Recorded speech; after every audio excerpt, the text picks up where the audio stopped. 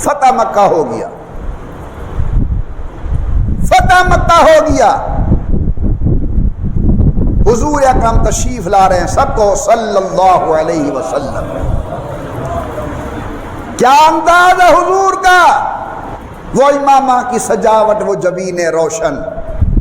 وہ قبائے عربی اور نیچا دامن،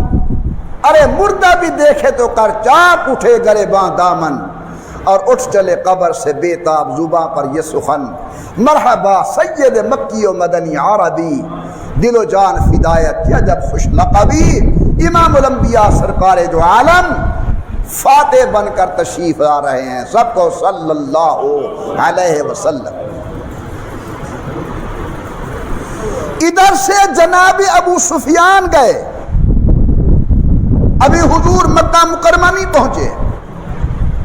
راستے میں ابو سفیان بارگاہ نبوت کے اندر پہنچے، ابھی کلمہ نہیں پڑھا۔ سمجھنے کی بات ہے، یہاں پر دو قول ہیں، ایک قول تو یہ ہے کہ حضرت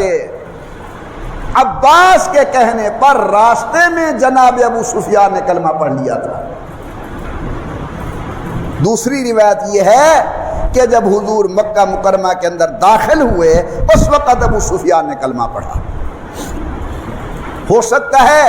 وہاں الگ کلمہ پڑھا ہو، یہاں سب کے سامنے پھر دوبارہ کلمہ پڑھا ہو ابو سفیان نے۔ لکھا ہے کہ جب حضور اکرم صلی اللہ علیہ وسلم تشریف لانے لگے، جیسے جیسے کعبۃ اللہ قریب ہوتا گیا، امام الانبیاء کا سر مبارک جھکتا گیا، سید الکونین کا سر مبارک جھکتا گیا، حضرت کا سر مبارک جھکتا گیا، یہاں تک کہ حضور کی پیشانی مبارک اپنی اونٹنی مبارک کی کوہان کو جا کر لگی، اور امام الانبیاء سرکار دو عالم کی زبان پر کوئی فخریہ جملے نہیں، متکبرانہ جملے نہیں، ورنہ کل جسے اہل مکہ نے نکالا تھا آج وہ فاتح بن کر آ رہے ہیں۔ میرے آقا کی زبان پر الحمدللہ الذی نصر عبدہ، تمام تعریف اس اللہ کے لیے جس نے اپنے بندے کو کامیابی نصیب کی، فتح والا وعدہ پورا کیا۔ حضرت جناب عباس نے جناب ابو سفیان کو کہا، ابو سفیان دیکھ وہ میرا یتیم بھتیجا آ رہا ہے، 10-10 ہزار کا ایک ایک ٹولہ، ایک ایک جماعت، ہر لشکر کے سامنے اپنا اپنا جھنڈا، سید الکونین تشریف لے آئے۔ ابو سفیان نے برملا کلمہ پڑھا، ایسا کلمہ قبول ہوا کہ حضرت نے اعلان فرمایا، من دخل دار ابی سفیان فہو آمن، جو ابو سفیان کے گھر کے اندر آ جائے گا محمد عربی نے اسے امان دے دی۔ یہ کون ہے ابو سفیان؟ یہ وہی ابو سفیان ہے جس نے قدم قدم پر رسالت مآب کی مخالفت کی ہے۔ بدر کے اندر یہ ابو جہل کا دست و بازو تھا، احد کے میدان کے اندر خود کمان اسی نے سنبھالی تھی،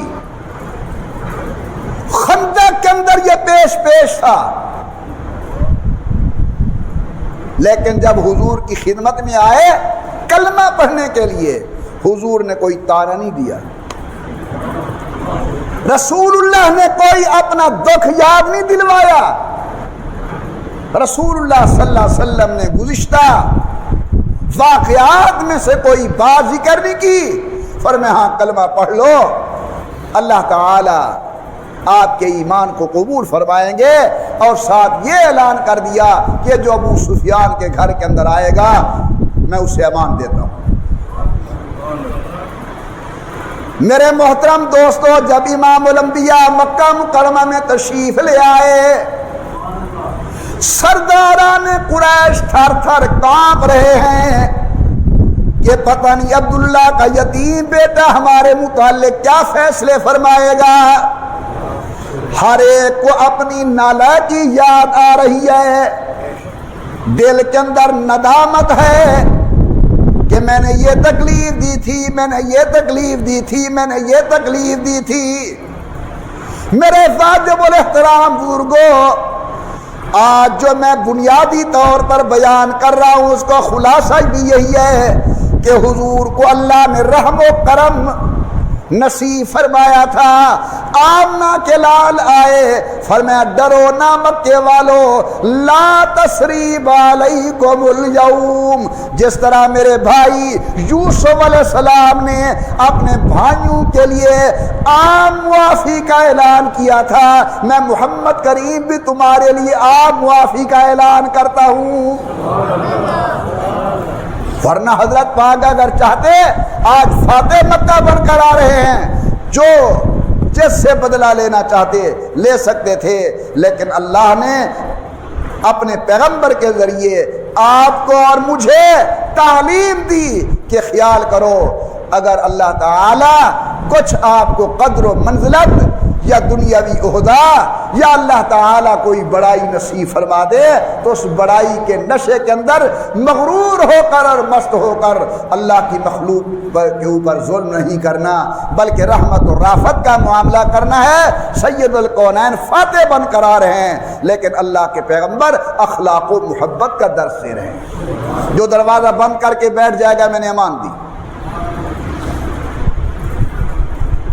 تقریباً 14 آدمیوں کا نام لیا، فرمایا ان کو امان نہیں ہے،